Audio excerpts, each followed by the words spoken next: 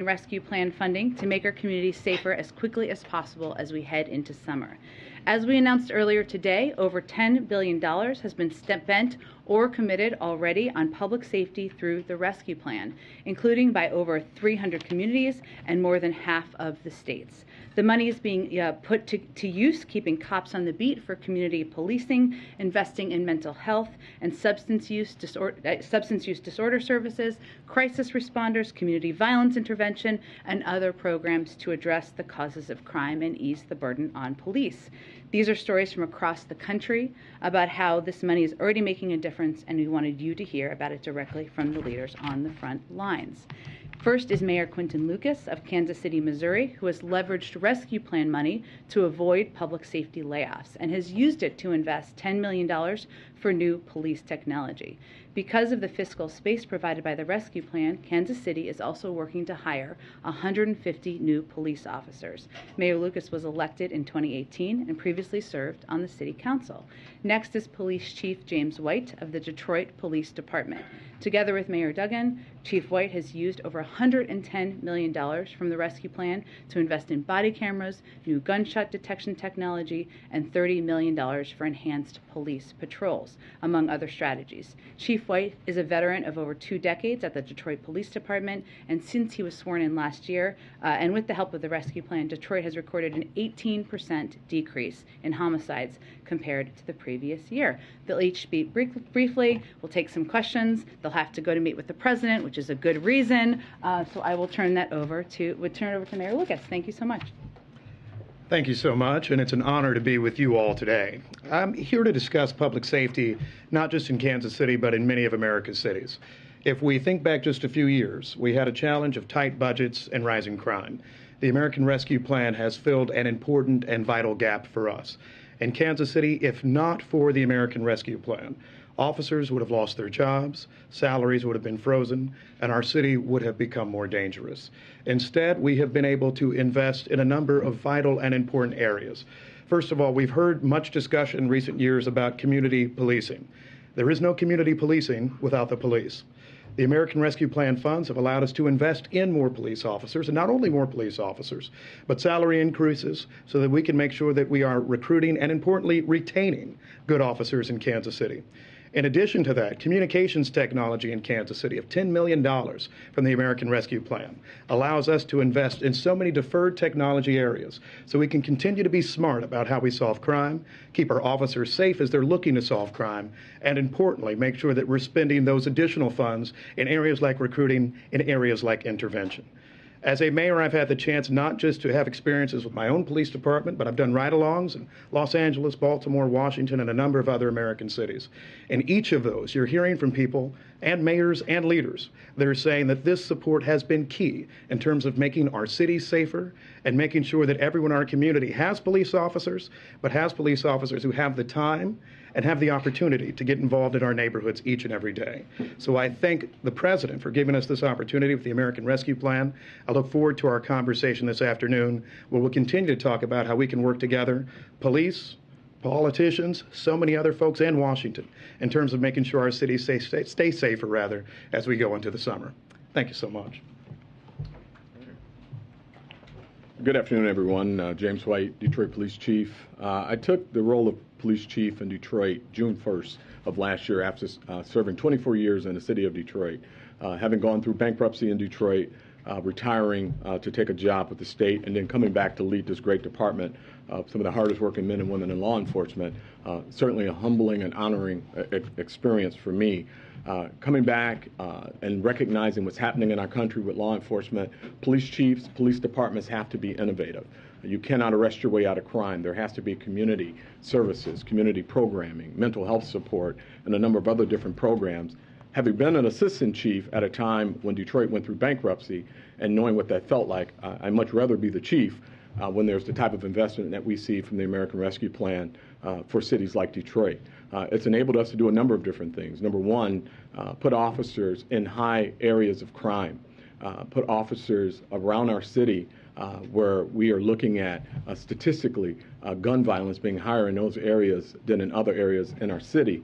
But in addition, is to provide our officers with state-of-the-art training. being able to develop training protocols based on best practices and use our training facility and bring it up to standards that are necessary in this day and age in law enforcement, making sure that our officers are best equipped to deal with the programming and the issues that we're seeing in our community. One of the most exciting programs that we have is our crisis intervention training and our crisis intervention cars. When I took this role, we had crisis intervention officers in 3 of our precincts. Happy to say that today, as a result of the American Rescue Plan dollars, we're able to put it in 6 of our precincts. And by the end of the year, we're hopeful that we'll be in all 12 precincts. And what that does for us is provide a very specific layer of safety, not just for the officers, but for the citizens who are in mental health crisis, by having a trained mental health professional on that car with a trained officer who is trained in mental health intervention. Recognizing what they're looking at, recognizing what they're dealing with when they come upon someone who is in crisis and perhaps engaging in violence or erratic behavior, having those trained officers is an incredible layer of success and layer of equipment that we just did not have prior to this. And one last thing is the training facility and the opportunity to recruit. Right now in policing, recruiting is difficult, and having a state-of-the-art training facility and recruiting opportunity has been instrumental in what we're trying to accomplish in our city. So with that, thank you. All right, go ahead. Mayor, it's good to see you again.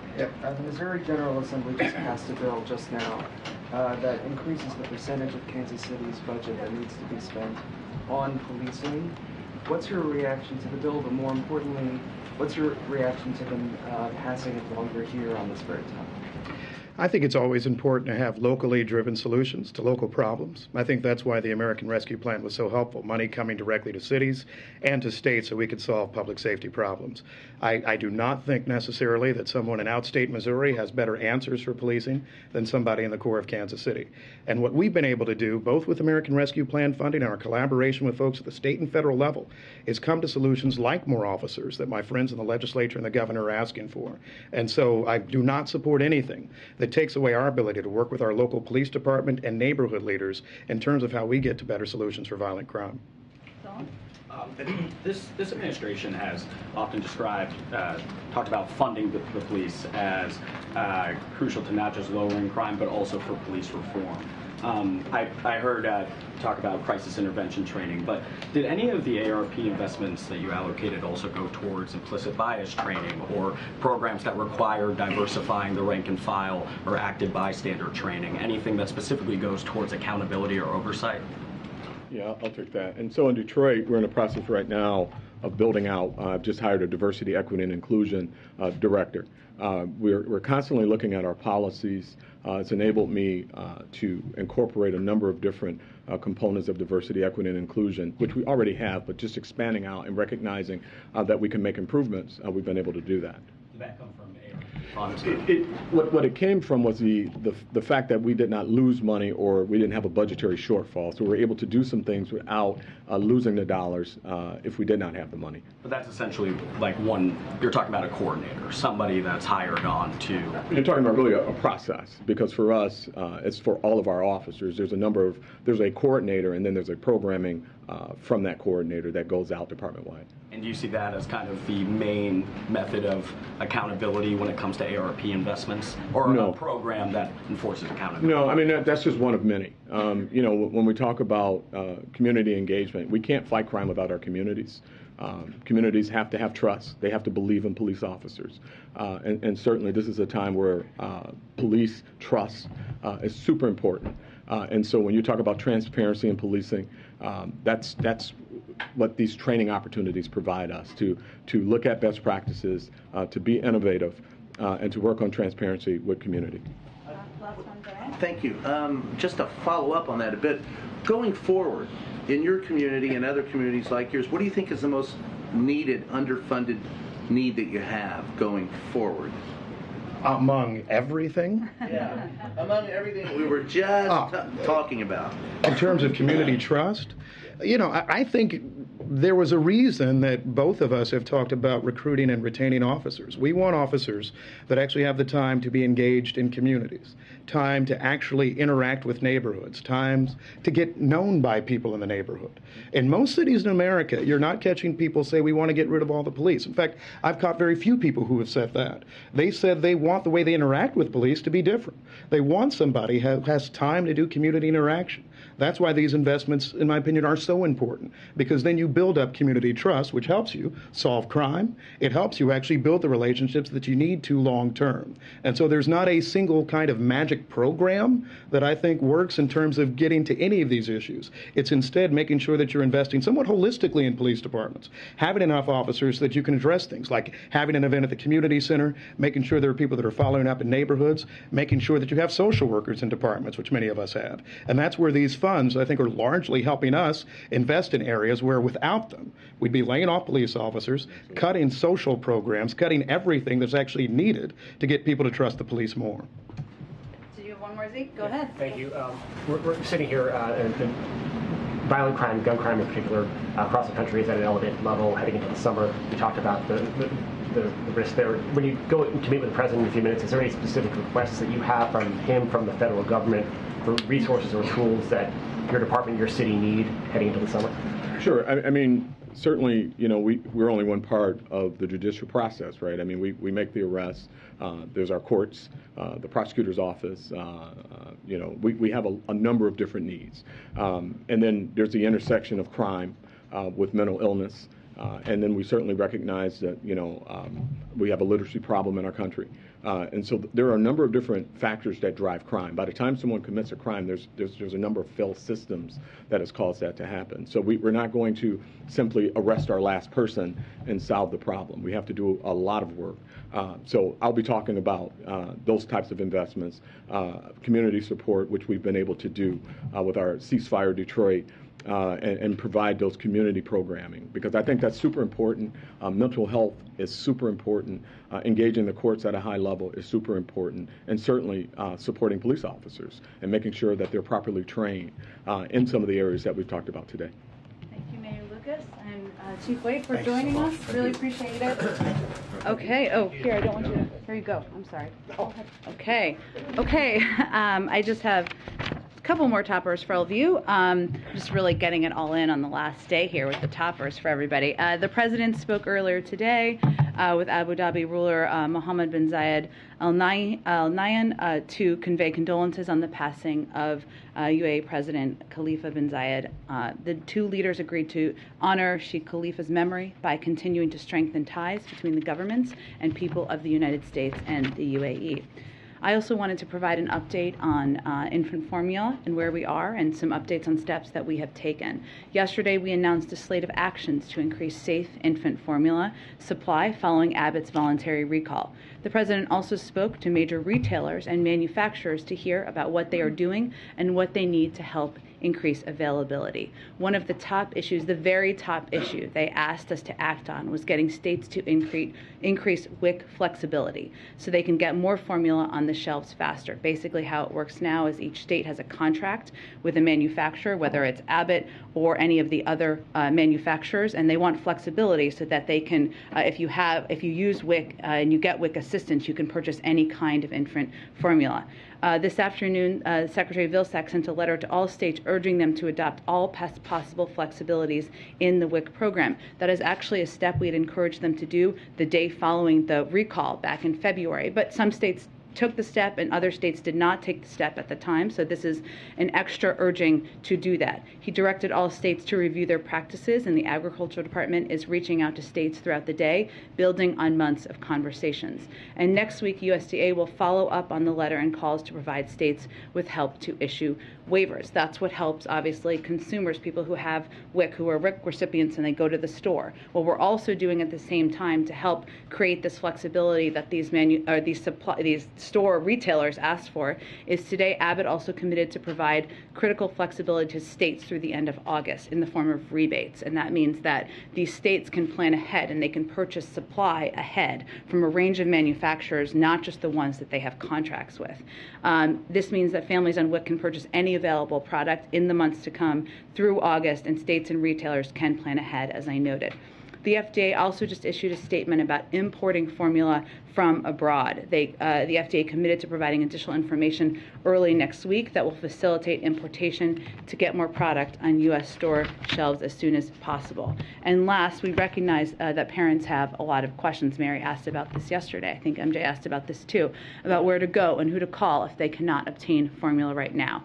HHS has just launched a new webpage that provides resources and places that parents can go to obtain formula, including contacts with companies, food banks, healthcare providers. You can find this at hhs.gov/formula. This work is far from over, and in the days ahead, you will hear about new actions we're taking to increase safe infant formula. We'll give you a week ahead. On Sunday, the President will deliver remarks honoring the law enforcement officers who lost their lives in the line of duty in 2021 at the National Peace Officers Memorial Service on the West Front of the Capitol. On Monday, the President will award Public Safety Officer Medals of Valor for extraordinary valor above and beyond the call of duty. Later in the day, the President will welcome the Prime Minister of Greece to the White House, where they will affirm our strong bilateral partnership and celebrate 201 years of Greek independence. The leaders will discuss ongoing efforts with allies and partners to support the people of Ukraine and impose economic costs on Russia for its unprovoked aggression. After the bilat, the President and the First Lady will host a reception in honor of the Prime Minister. On Tuesday, the President and the First Lady will host a reception in the Rose Garden to celebrate Asian American, Native Hawaiian, and Pacific Islander Heritage Month. This month, we honor our diverse Asian American, Native Hawaiian, and Pacific Islander communities. While the rich histories, cultures, and struggles of the AA and NHPI communities may be different, their futures are woven together through a shared American experience. And finally, on Thursday, the President will depart for Seoul, with many of you, South Korea, for his first trip to Asia as President. Karine and the team will have more to announce early next week, and National Security Advisor Jake Sullivan will join the briefing on Monday to preview the trip. And last thing I wanted to just say, so I have one more topper. This is my last briefing, and it is, Brian. And I wanted to start with a series of thank yous. I promised myself I wasn't going to get emotional. Whew. Okay. Thank you. I want to say thank you to the President and the First Lady. They entrusted me in serving in this role for the last 15 months. And I've talked about this a little bit before, but during my first conversation with them, which was in November of 2020 after the election, I was very nervous when I went to see them in Delaware. And really what we talked about for the majority of our conversation was the importance of returning integrity, respect, and civility to the White House. The small sliver of my job here in engaging with all of you, that doesn't not mean that we haven't let our Irish side show, mine and the President's as well, from time to time. I recognize that. But on my best days, and as I look back, I hope I followed the example of integrity and grace that they have set for all of us and do set for all of us every day. And I'm incredibly grateful to them. I'm not going to get everyone here, but I want to thank, there is a Biden family that is extended and expanded far beyond the Biden named family, and that includes people who have worked with the President and for the President for many years. Ron, Anita, Bruce, Cedric, Kate, J.O.D., Donald and Rochetti, Susan, Deese, Jake, Evan, Annie, Elizabeth Alexander. There's so many others. And the reason I mention them is because part of my job, or anyone's job in this role, is to represent and talk about the policies and the work of any administration. They have integrity, grit, commitment to trying, even on the hardest days and worst days, to make the world better for the American people, and I am very grateful to them. Now, I'm not going to cry about the press team. Whew. Okay. Thank you to the press team. Many of them are here. Some of them are not here because they are taking much-needed days off. It has nothing to do with me personally, I promise. But you all know a lot of them. For those who don't know them, They are incredibly tough, smart, hardworking, and deeply, deeply good human beings, deeply good public servants. And, people always ask me, and I'm sure you guys get asked this too, about whether Washington is rotten, whether everybody is corrupt here and, nothing good happens and we all just argue with each other. And I, having done this job, believe the absolute opposite is true, because I have worked with and engaged with all of these incredible people across the administration and this amazing team, many of whom are here that I get to work with every day. And as I said about Karine last week, these people are already the stars of the team, but they're going to be shining stars in the future, and I'll miss them a lot. Okay, I promised myself I was going to keep it together. I'm not. This is the last part of this. I want to thank all of you in this room. You have challenged me, you have pushed me, you have debated me, and at times we have disagreed. That is democracy in action. That is it working. Without accountability, without debate, government is not as strong. And you all play an incredibly pivotal role. Thank you for what you do. Thank you for making me better. Most importantly, thank you for the work every day you do to make this country stronger. And I am very grateful to all of you as well. So thank you for your role and to the role of your colleagues here and around the world. Okay. With that, Zeke, go ahead. Thank you, Jen. We wish you well. Hope you enjoy it. Can I do one more thank you? Because my husband is here, and I think anybody who is married with kids knows that without a remarkable spouse, you would never be able to do it. I know many of you have kids. I'm just looking at Ashley, Ed, Mary, so many, MJ, and he has not only been a supporter, an advocate of mine, but he is an incredible partner and dad, and I wouldn't be here without him. Okay, go ahead. Now let's talk about serious issues. Go ahead. I have a suggestion today. Thanks, Jen. You talk, why don't you take questions from across the room? Jen, I have a suggestion today for your last press briefing. Why don't you take questions from across the room? He suggested the administration has been aware because that's what you've not been able to do for the past 15 months. Is there a reason why the administration waited until this week, once the issue was in the public, in the limelight, to take some of these actions that you discussed? There's clearly that website. Those are resources that people might benefit from greatly over the last several weeks and months. Well, Zeke, we have not waited to take action. So what we have done since the day after the recall was announced, we actually took steps working with these producers and working with states to ensure both, one, we were pushing states and encouraging them to expand flexibility as it relates to WIC, which is, again, the biggest ask of most people we talk to. And then we've been working with manufacturers.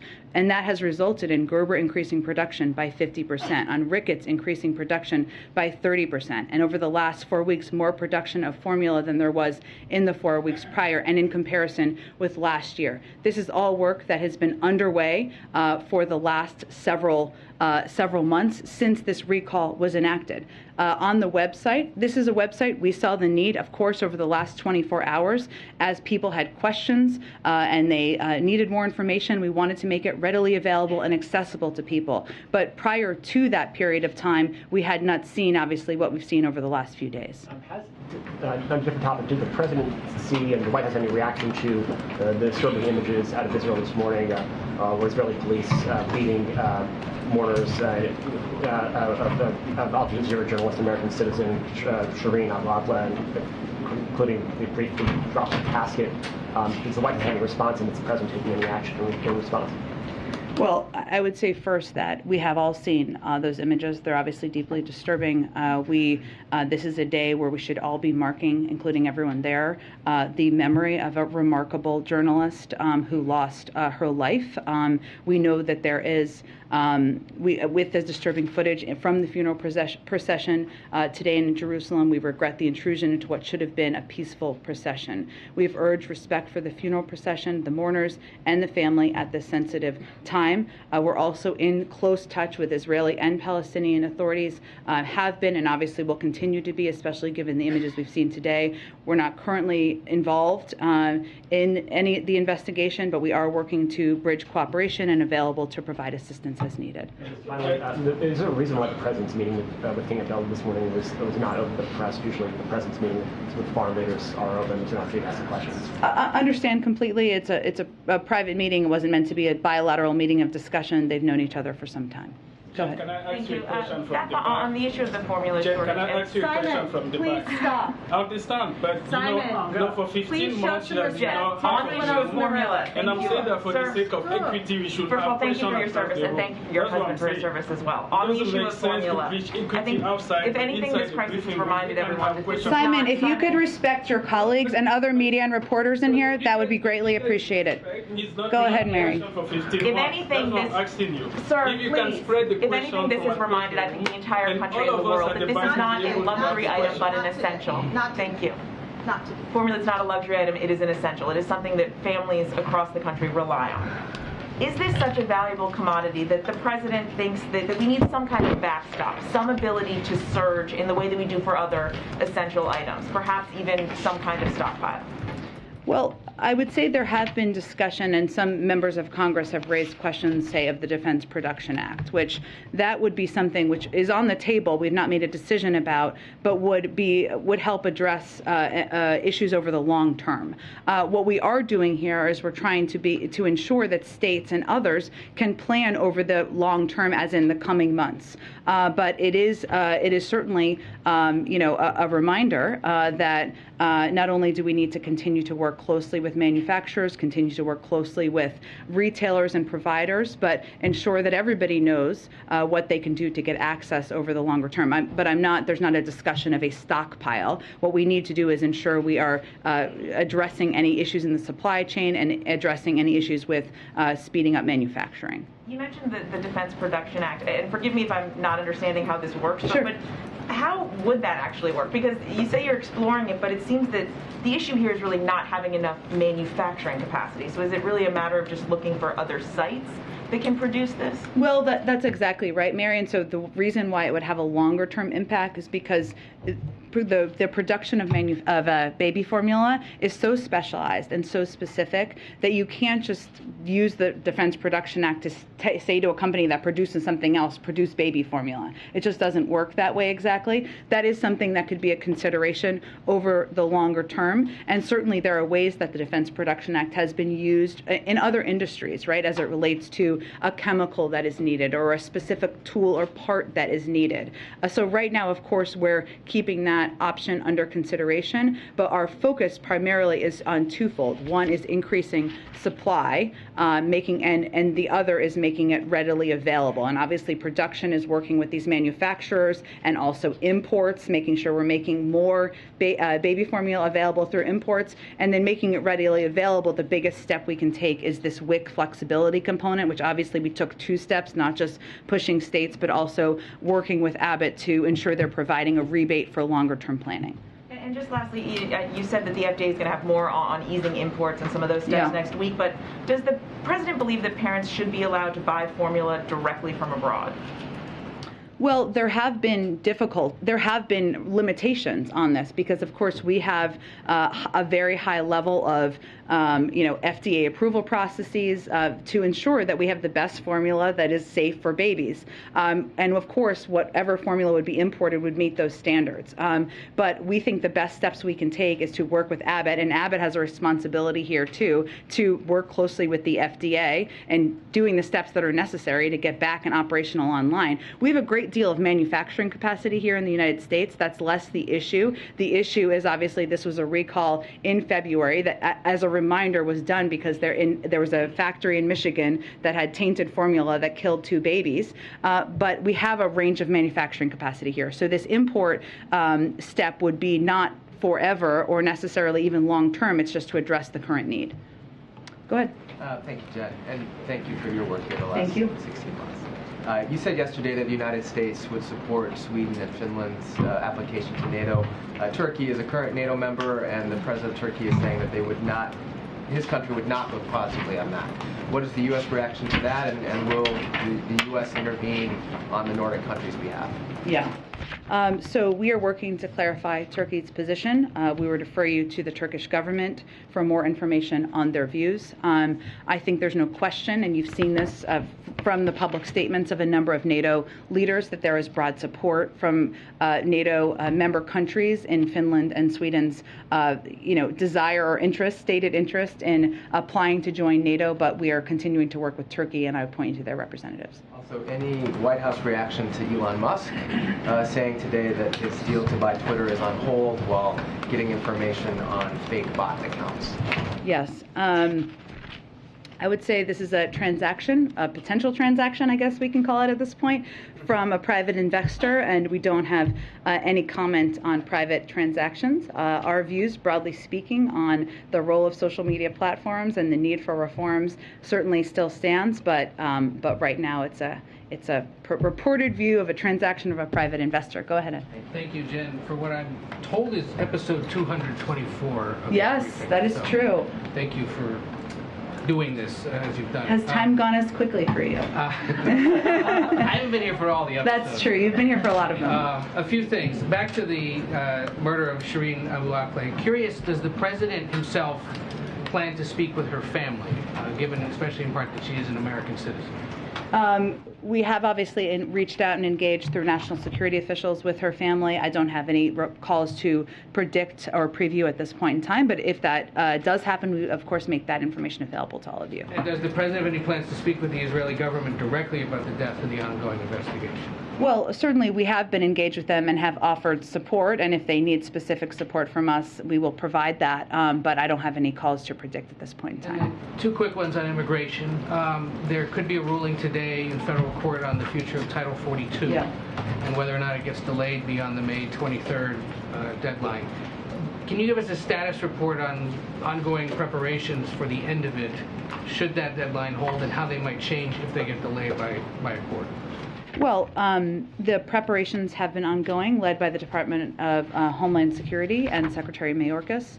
As we've talked about in the past, he has outlined a plan that he's been preparing since last fall to ensure we're increasing capacity at the border, that we are taking steps to ensure that we are prepared for the lifting of Title 42. Those are proceeding. Obviously, I'm not going to prejudge a court ruling that hasn't quite happened yet and what it will mean, or prejudge what the Department of Justice may do in response. I'm sure there'll be more discussion about that if and when they rule today. And one other, you may remember last fall, there were questions about court cases brought by families that were separated at the border. Yeah. And at the time, the White House said, if it saves taxpayer dollars and puts the disastrous history of the previous administration's use of zero tolerance and family separation behind us, the president is perfectly comfortable with the Department of Justice settling with the individuals and families who are currently in litigation. CBS News review of court records published this week, however, finds that the Justice Department is actually seeking to dismiss all lawsuits filed by migrant families requesting compensation over the separations during the Trump years. Just curious, how do the Justice Department's moves to dismiss those cases line up with what was said here last fall and the overall commitment to bringing justice to these people? And is the administration willing to return to the negotiating table to try to forge some kind of a settlement with them, since the president, among others, has called that policy criminal? It was, and the president believes it was horrific and inhumane. And our statement made last fall stands. Now, these are negotiations and discussions being led by the Department of Justice. I don't have any confirmation of that report. I'd certainly point you to them for the status of any discussions with the families. Go ahead. Thanks, Jen, and thank you for always taking my questions. Happy to catch your last briefing. Thank you from all of us. So you must have some information on baby formula from these manufacturers, from the discussions that the president's been having. The administration's been saying that more formula has been produced in the last 4 weeks than the 4 weeks preceding the recall and the shutdown. So what is the best sense of a timeline for parents on how long this is going to be an issue and when in-stock rates are going to get better? Well, there's a couple of issues at play here, Jackie, and this is a really important question, but it's hard for us to make an assessment from here. What we're seeing is that the supply shortages can be regional, and sometimes they can rotate. And sometimes the issue at play here is that bigger retailers have a more streamlined process for stocking the shelves than smaller retailers. Now, a lot of people go to stores in their community to go buy baby formula, and it may just be that there's a bit of a delay in stocking some of those shelves. It is certainly a good sign and a positive sign that there has been this increased production from these other retailers, and our hope is also that because there's going to be more flexibility with WIC and the ability of WIC recipients to purchase different kinds of formula and enabling many people who are maybe waiting for their states to make that decision, and also that states will have this rebate opportunity, will provide the incentive to further provide flexibility. That will also help, and of course imports. So we're working to not just address, we've been working to address for months, but we're working to make this, ensure that there is greater supply, consistent supply on the shelves as long as possible. Now what we know, and I know from feeding formula to 2 kids, is that typically you have one formula that you give your kid, right? And so the challenge here is also for parents when they're reliant on one formula, and maybe their child has certain needs because they're sensitive to dairy products or other products. And so the other part of this that we're trying to address is providing these resources so that if people have questions about what kind of formula they can take as an alternative, like the ones that will be imported are not necessarily formulas that people know, but there may be ones that are parallel to the formulas that people are taking or giving to their children. So we are working on every lever here to expedite addressing this and to ensure that when mothers go to the grocery stores in the coming weeks, that they will see the shelf stocked. And I did just go through the HHS website that you guys put out.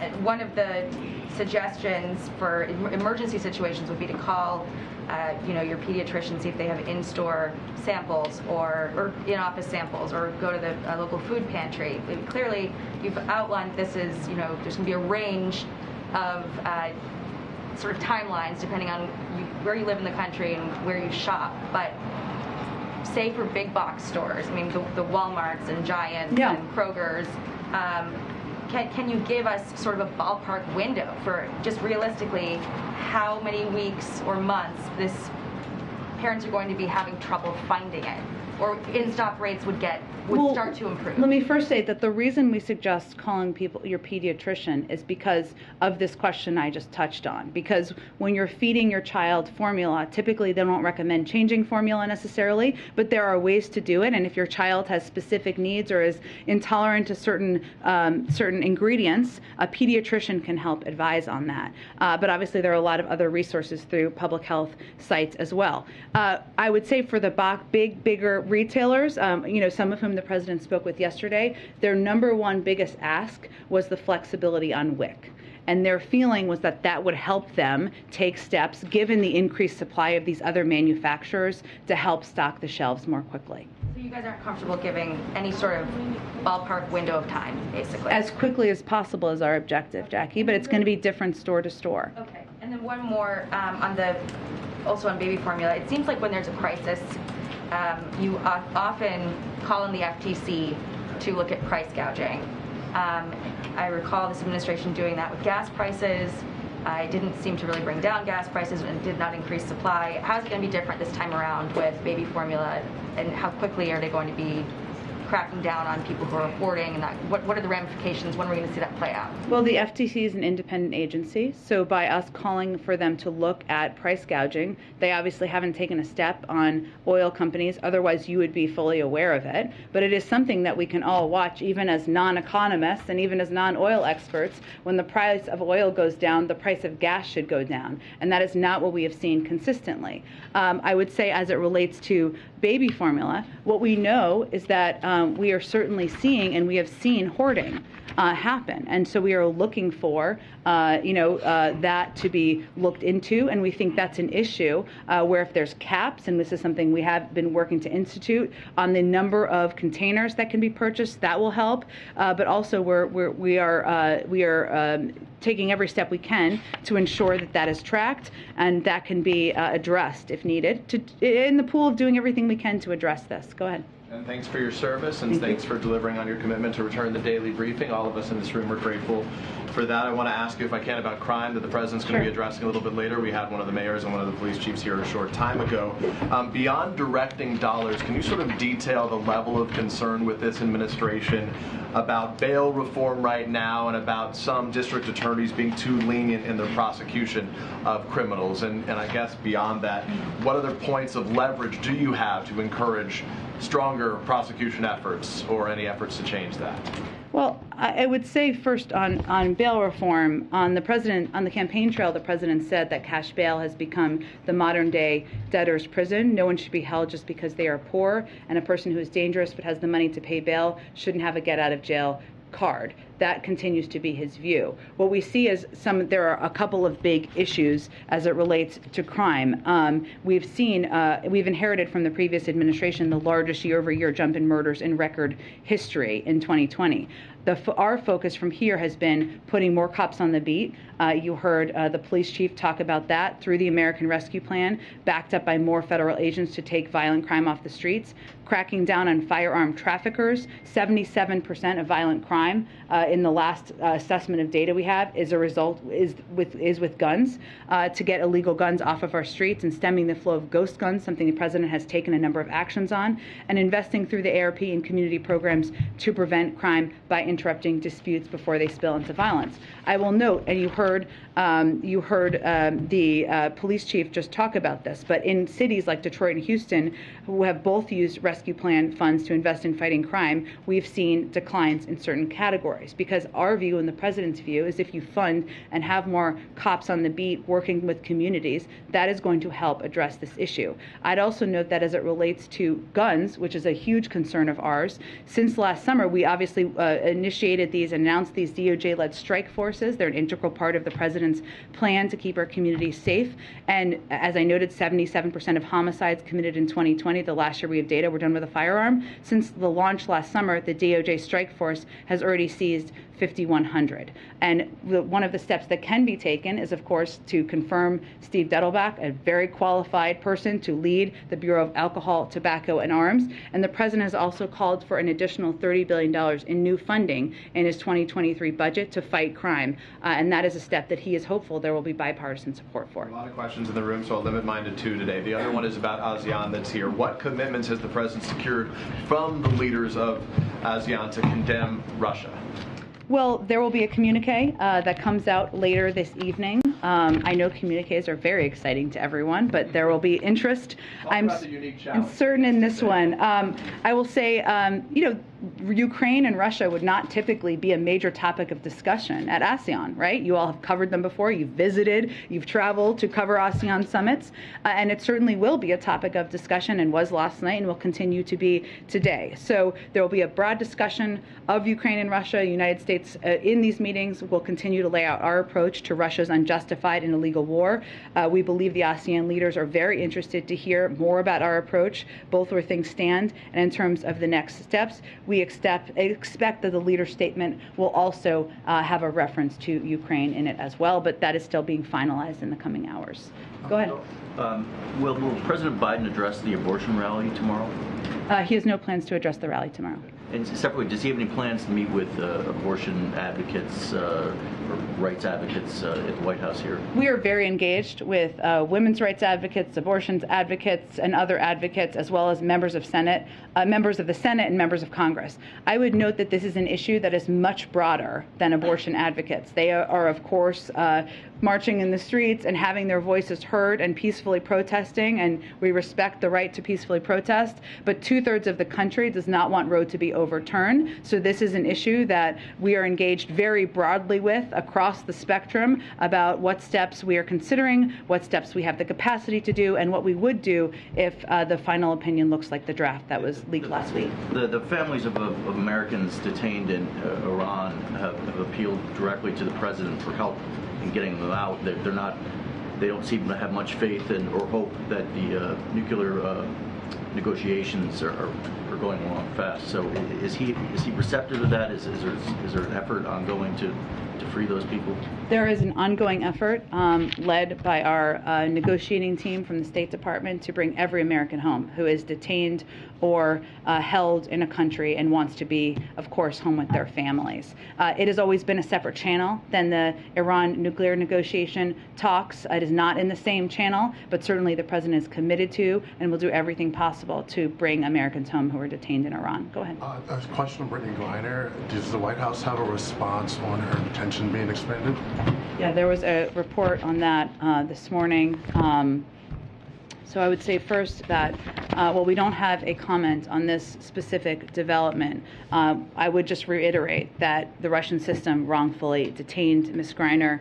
We take our responsibility to assist U.S. citizens seriously, and we will continue to press for fair and transparent treatment for all U.S. citizens when they are subject to legal processes overseas. Now, because the State Department recategorized her as wrongfully detained, it means that our special presidential envoy for hostage affairs, it's quite a title, but a well-deserved one, is going to be overseeing this case and leading the effort because it's a deliberative process, and we know from experience of bringing other Americans home, we're just not going to detail what those efforts look like at this point in time. And last question, you said that the president won't participate in any of the activities tomorrow. Will anyone from the administration take part in any of the protests tomorrow here in As an DC? official representative from the government, I will let you know if there's someone that we have officially representing. I'm certain that people in their private time will participate and attend. Go ahead.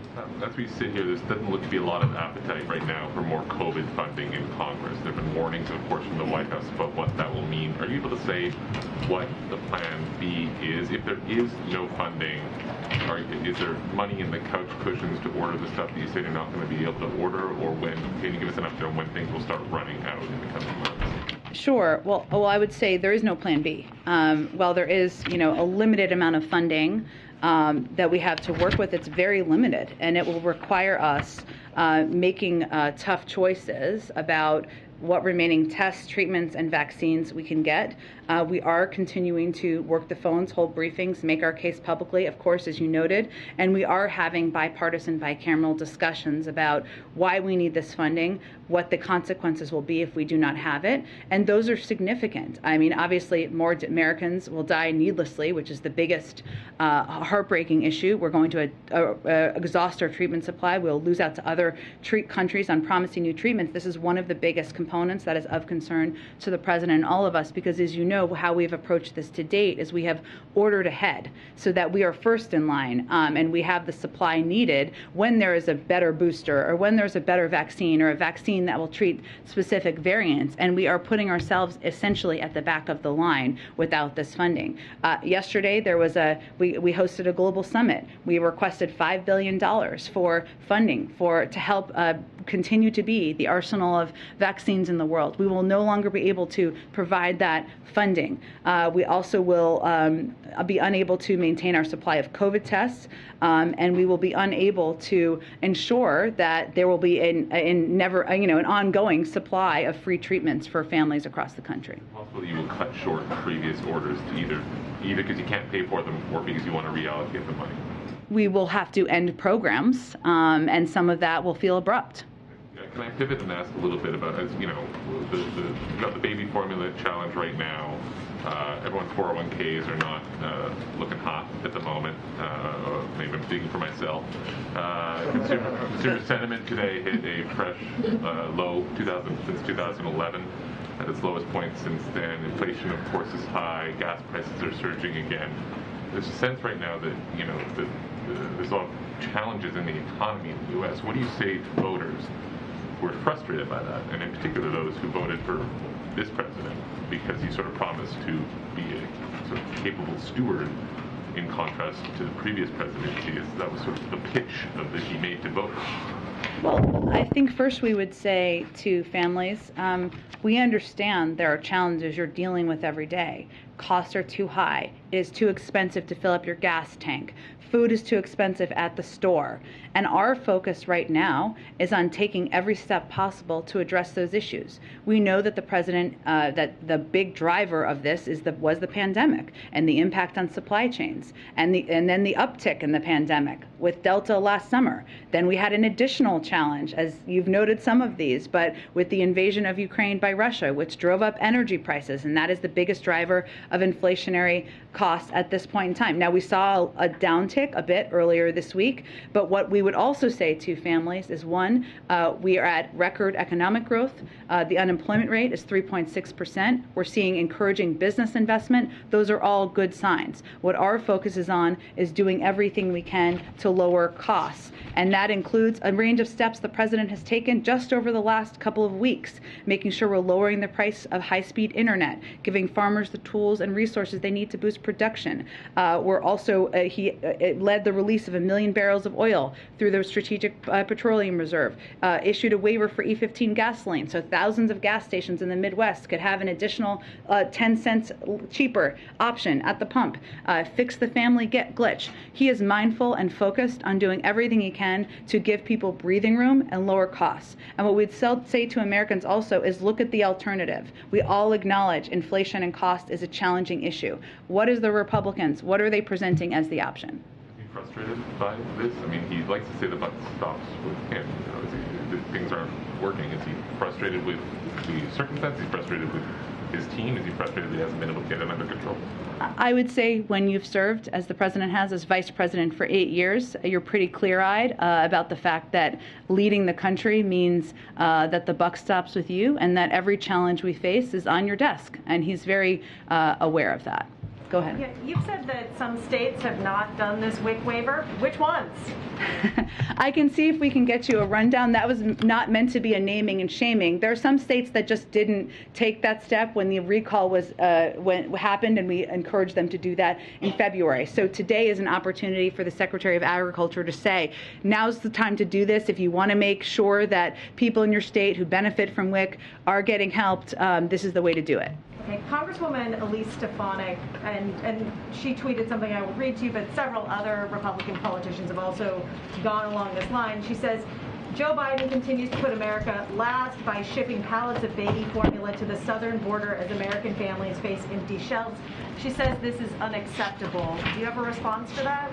Well, we do like facts here, so let me just give you a little sense of the facts on this one. There's something called the Flores settlement, which she may or may not be aware of, that's been in place since 1997. It requires adequate food and elsewhere specifies age appropriateness, hence formula for kids under the age of 1.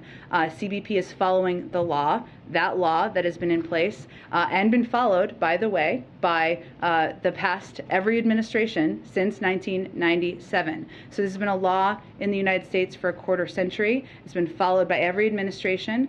But I would also note that we also think it's morally the right thing to do. This is a difference from the last administration. It is the law, but we believe that when children and babies I should say, are crossing the border with a family member, that providing them formula is morally right. And so we certainly support the implementation of it. Just one last question. The governors of Colorado and Massachusetts have sent a letter to the president urging him to urge the FDA to hurry up and consider Moderna's application for a vaccine for children under the age of 5. Would the president do such a thing? Does the administration have any view on the apparent delay in consideration of that vaccine? I would say the parents in here have a view, and we all are very eager to bring our children and get them vaccinated who are under the age of 5. But science, this is the president's view, most importantly, moves at the pace of science. The FDA is the gold standard for a reason, and we want to ensure that when those vaccines are available, when we are taking our kids, bribing them if needed, to get their shots, that it is safe and we know it's safe.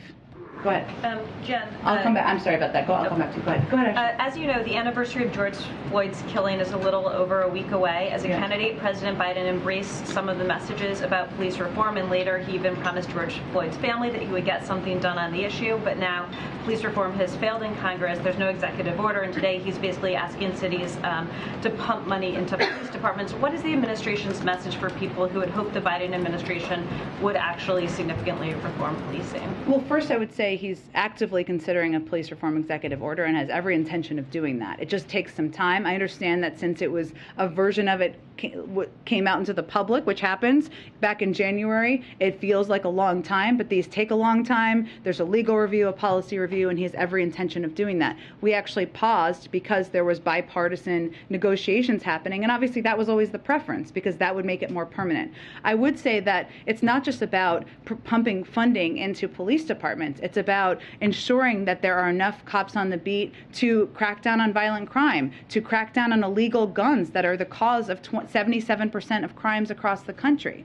And what he's also done, and the Department of Justice has also done, is implemented federal steps like bans on chokeholds and other steps that the president would certainly like to see, implemented across the country and a part of federal law. So he is going to continue to support the funding of police. He hopes Republicans will join him in supporting his budget. No, they did not support the $10 billion he announced today because they voted against the American Rescue Plan. And he is, but he is also supports accountability, and a police reform executive order will be a part of that. And pivoting briefly, what advice do you have for Karine as she prepares to step into your role? That you can say in public. I can say we're very transparent here, Brian.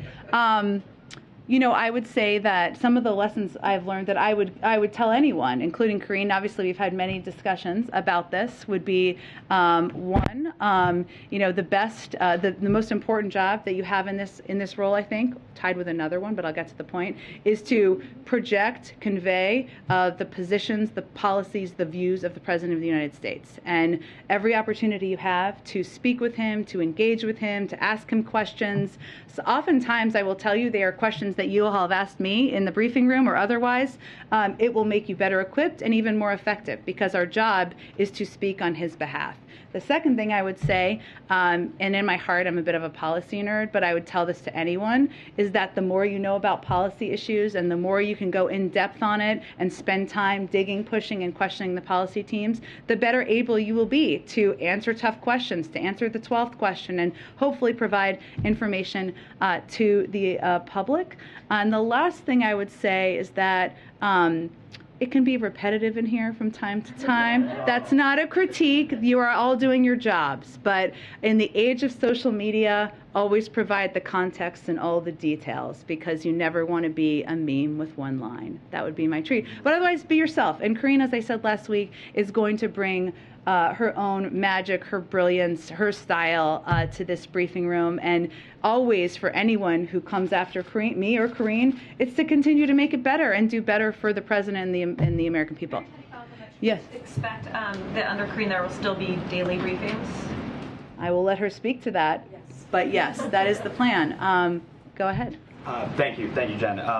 The $10 billion that's being announced today, where does the president and the White House does the president see that as something to kind of celebrate? When I look at the original pool and I realize it's an initial tranche of $350 billion, and I know there's different kind of competing priorities here, I'm wondering if the White House sees today as sort of another call to action to states to spend even more on police departments? That's part of it. Or is this kind of saying, is he impressed by that they've already spent all this money? Well, I would say part of it is he thinks that it's important that it has been spent, and we have seen the impact of it in some states, that I mentioned, Detroit and Houston, for example. But part of it is also about the need to spend more. We know $245 billion is what's been spent to date, so there is more funding left from the American Rescue Plan package. And certainly he thinks keeping communities safe, making sure police departments have the resources they need is an important way to spend the money. I just have a quick clarification on the DPA, too. You said the administration is considering the DPA to ramp up. It's one of the options under consideration, sure. I think there's two titles under DPA. One would prioritize contracts and say, companies, you need to develop this. Another would allow the federal government to distribute loans, to distribute actual money to companies so that they can ramp up manufacturing. Is the administration considering that title of DPA to actually give money? There's also options beyond that about the use of there's a range of ways you can use DPA, so I don't have specifics about how it might be used. I would say that we are already working, and we have been working with manufacturers to increase production, so that is already effectively happening. And the challenge, which I mentioned before with baby formula, is that it's complex, and you can't just say to a manufacturing facility that makes cereal, you need to make baby formula now. So it's a bit challenging and different in that regard, but it is an option. There are a range of utilities and ways you can use it, and it remains under consideration. You said it's already happening. It's already happening. Title III is already happening? No. We're already working with manufacturers to increase production. So that's one of the the aspects, or one of the ways to use DPA, but we're already doing that effectively. So that was the point I was making. Go ahead. Hey, Jen. Thank you. The FDA commissioner a little while ago said that he intends to announce plans next week to help streamline the import of baby formula into the U.S. Is there anything you can preview for us on that front, and maybe explain some of the hurdles that currently exist that this process would be fixing? Sure. Well, right now, every kind of baby formula that's made in other countries is not allowed to be imported here necessarily. So it's cutting red tape and easing those restrictions. Now, as I noted a little bit earlier, what that may mean is that when moms go to the grocery store, they may see a form of baby formula that they have not seen before, and they may have questions about what that is and can I feed it to my baby. That's why we have a range of resources and hotlines that people can call to get those questions answered. But overall, what it's trying to do is provide more supply so that there can be a range of options and a range of supply on shelves, so that mothers don't have to fear not being able to have formula to feed their children. And I know you said that the administration has been on top of this issue since this issue emerged with the Abbott plant back in February, and you've been working on this issue since then. So can you explain why something like this, in terms of streamlining the import of products, wasn't done sooner, wasn't done before parents arrived at the supermarket to find empty shelves? Well, we believe that part of what's happening right now is that there was supply that a lot of the larger retailers had, and it was kind of 6 to 8 weeks where they had that supply and they haven't been able to restock it quickly enough. But we would not be where we are with Gerber increasing production by 50% or Ricketts increasing production by 30% had we not been working on this from the beginning. And I would note that what the retailer said yesterday they need the most is these flexibility on WIC, because that's where they see the challenges coming up. So that is actually something we did the day after, and something that we're continuing to push states to do. Is there more you think you could have done sooner? Well, look, hindsight is always 20/20, but I would say that we have, what's important to note, as much as this wasn't being reported on because people were not seeing shortages at the stores as much, there was an announced recall back in February, right? And there were steps we have been taking every single day since then, with the FDA in the lead, to help address any potential shortage. And lastly, just a quick follow-up on your comments about the images we saw in Israel today. You said that you called these images deeply disturbing of Israeli police beating mourners who were carrying this casket. You said that we regret the intrusion. Do you condemn these actions by Israeli forces, and do you believe that they had any justification for actually beating these mourners and these pallbearers as we saw in these images? I think when we said they were disturbing, we obviously were not justifying them, but I think I will leave my comments at what I said. Go ahead. Thank you, Jen. I wanted to ask 2 quick policy questions here. On the House floor earlier today, the Democratic Majority Leader, Steny Hoyer, said, quote, "It is unfortunate that in a time of war that we spend all the time blaming our own president." Just a clarification, it's not the White House's belief that we're at war or we're engaged in any kind of conflict? I think I did not see the full context of his comments. What I'm betting he was referring to was the war happening in Ukraine with Russia, that obviously the U.S. has a stake in, given the amount of military, humanitarian, economic assistance we've provided. And as I've said before, of course, the Ukrainians deserve the greatest accolades for their bravery and their courage, but the American people also deserve a lot of gratitude for their sacrifices and their support of this war. And then one more. The president supports the Women's Health Protection Act, which did not pass in the Senate, and of course that would codify Roe, but it would also go beyond that. Some opponents, like Senator Susan Collins, have pointed out that by codifying the federal right to abortion, the bill would necessarily strike down some state laws restricting certain procedures, for instance, banning sex-selective abortions and laws that require parental notifications for minors seeking an abortion. So should we read into the president's support of that legislation that he also supports overturning state laws that would ban sex-selective abortions or require parental notifications. The president believes in codifying Roe, and there are a range of ways to do that through Congress. That's not an answer to the specific policy question. Where is the president on these specific restrictions? No one here doubts the president supports Roe v. Wade and codifying it, but there's allegations that this proposed bill goes farther. So where does he stand on this specific? The bill failed. The president supports the bill. Go ahead. Jen, thank you. Go ahead, Nadia. Go ahead, and then I'll go to you, Ed. Ladies first. Thank you, Jen, and thank you for your service, and good luck with your adventure. Thank you. I have a question and a follow-up.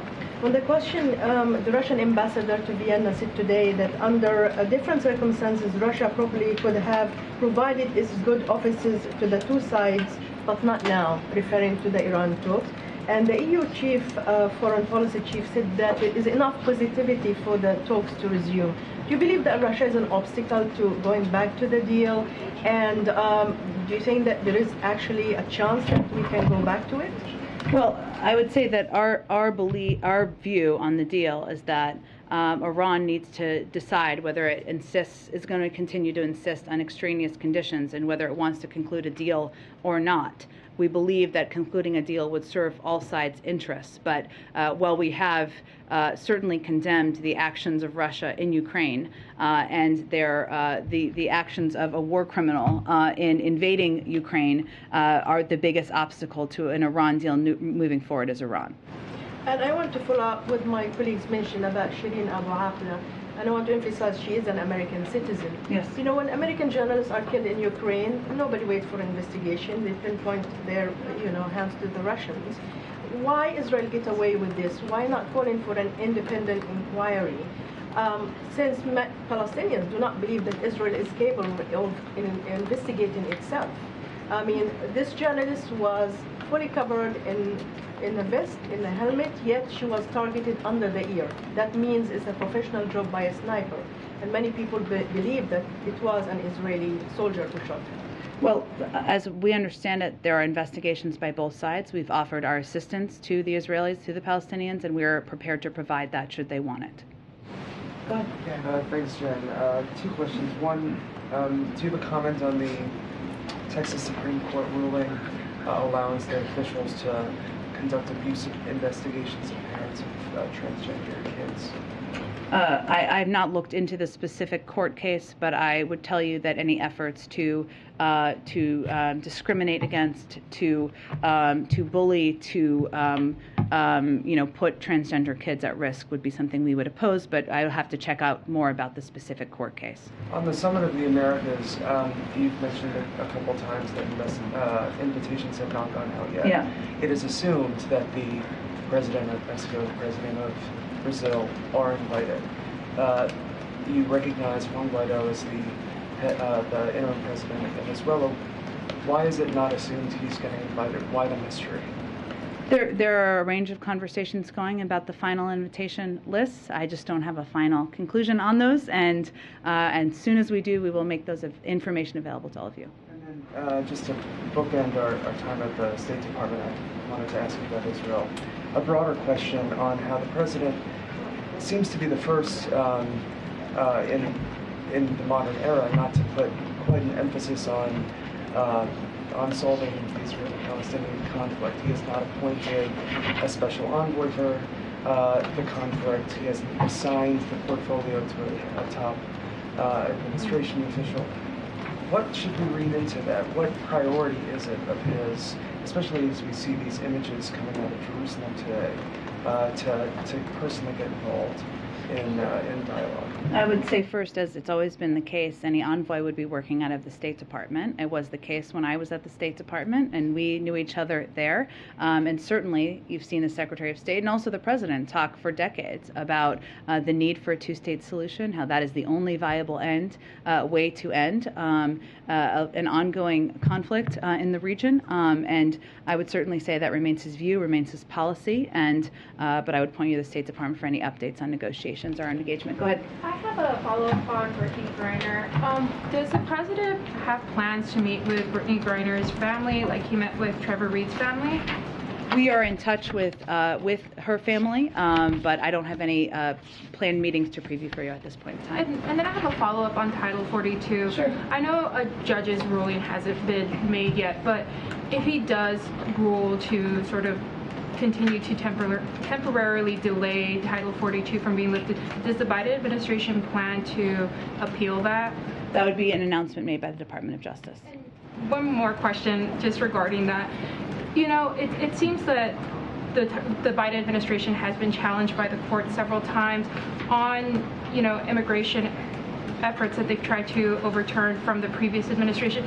I guess what concerns that does the administration have that this will continue as, you know, immigration is pretty much a pretty big policy, you know, that the Biden administration and President Biden himself has said that he would try to overturn some of these policies that were implemented under the previous administration. I guess, how does the president feel about some of these sort of roadblocks that the administration keeps hitting, you know, with judges and the courts not allowing or further delaying? Well, I would say the biggest roadblock is the fact that the president put forward an immigration bill on his first day in office, and we haven't been able to move it forward. And there have been efforts to move it forward through the Senate, through the reconciliation process. There have been efforts to try to engage in a way. We're very open to engaging, have been very open to engaging in a bipartisan way. There are aspects of his proposal, many aspects that should not be controversial at all. You know, the effort to invest in smarter security, to fix our broken asylum processing system. Those are our biggest obstacles. And what is deeply unfortunate is that the need to implement immigration reform to fix a very broken and outdated system has become so political that there's an unwillingness to engage from the other side on what solutions should be, you know, we can work together on. It wasn't that long ago when there were bipartisan bills that were being discussed and even almost passing. Go ahead, Ed. Yeah, I want to build on Josh's question here. You know, CPI inflation is 8.3%. We know it's hard to get baby formula. Gas and diesel fuel is now record prices again today. House staffers are getting free Peloton memberships. A Monmouth poll says... Well, there's a lot packed into that list there you have. I don't know how it's related. It's a potpourri. Yeah, it is a potpourri. It's a wider view. A Monmouth poll shows that 79% of Americans believe the country is going in the wrong direction. So my question is the president, as the head of the country, as the head of the Democratic Party, out of touch economically with Americans? Well, there was a lot packed in there, and I'm not entirely sure the root of your question, but I will do my best. I would say first, the president's top priority, and you heard him say this the other day, is addressing costs and addressing inflation for the American people. And he laid out a specific plan to do exactly that. And he has taken a number of steps to do exactly that, including lowering the cost of the internet, ensuring we're taking every step we can to bring down the cost of gas, taking steps to ease the supply chain, something he's been working on from his first day in office. And he has proposed and advocated for and continue to fight for a reconciliation package that will lower significant costs for the American people. I would say the contrast here is what the other side is offering, which, as you've heard me say many times, but it's worth repeating, is a plan by Chairman Scott that would raise costs on 175 million Americans who make less than $100,000. So I would say for the American people, what they can know and understand is we all agree inflation is an issue. We all agree costs are too high. The question is who has a plan to address it. But on gas specifically, the Interior Secretary testified before the House Appropriations Committee that there was no plan to go forward with a 5-year plan for oil drilling in the Gulf. They need that plan in order to open up leases down the road for that. We saw the Department of Interior cancel a lease sale. So are there signals, you know, to bring down gas prices? Well, we know the Department of Interior made quite clear that they canceled the Cook Inlet project because there was a lack of industry interest. That's not actually the issue. The issue, if we take a step back, is that leasing and production offshore is a lengthier process, taking up to 10 years.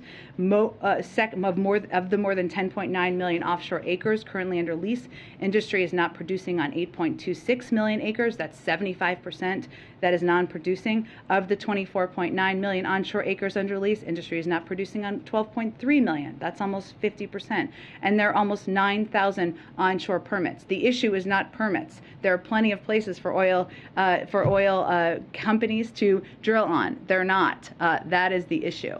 Go ahead. Thank you, Jen. Okay, go ahead, Patsy. Thank you, Jen. Thank you for your service and good luck for your next Thank you. I have two questions on the U.S.-ASEAN summit. As I understand, there are no bilaterals scheduled with the president, but he did have quick private time, as we were told, with each of the leaders. I have two questions on that. Did the president use the opportunity for his private time to press Indonesian President Joko Widodo to disinvite President Putin from the G20 summit? That's number one. And number two, which leader did he specifically press on human rights, if any? The president never holds back in raising human rights issues. I don't know how long these brief pull-asides were, so I don't know the range of topics that were discussed. And certainly his publicly stated position is that it should not be business as usual at the G20, which is 6 months away, and that he does not, and he believes that President Putin should not be a part of that. Okay. Up on the human rights, though, Jen, there's a lot of criticism coming out from human rights activists that the White House hasn't been strong enough in terms of condemning some of the human rights concerns in the Southeast Asian countries. And you've given out statements on the initiatives, you've given out statements on maritime security, you know, in terms of regional security, maritime cooperation, but nothing so far on human rights. So how does the administration... I stated very clearly the other day on Cambodia that we had past concerns about human rights. We have made those clear, and we never hesitate to raise concerns about human rights when warranted. Thank you, Jen. Thank you, everyone. Thank you, everyone.